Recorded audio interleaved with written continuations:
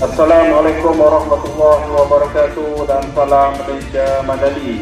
Tuan-tuan dan puan-puan, ini adalah perkongsian maklumat daripada Pejabat Penerangan Daerah Langkawi.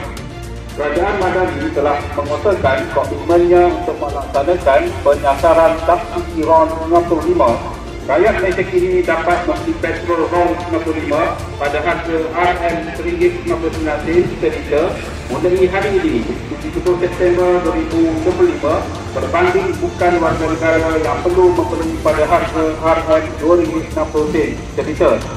Ikuti 3 langkah mudah untuk menembus pembelian RON 95 pada harga subsidi, iaitu pertama, tiada pendaftaran diperlukan. Kedua, hanya satu langkah tambahan, iaitu pengesahan dengan MyCard untuk urusan membeli RON 95 pada harga bersubsidi.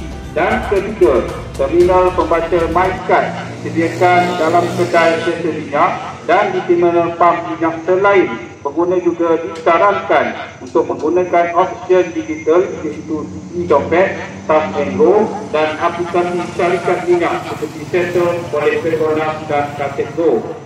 Anda dinasihatkan untuk memastikan chip MyCard berfungsi dan lesen memandu masih sah sebelum peralihan kepada bunyi 65. Sila rujuk saluran rasmi MOS bagi mendapatkan maklumat yang terkini dan sahih. Perkongsian maklumat ini disampaikan oleh Pejabat Penerangan Daerah Langkawi. Sekian, terima kasih.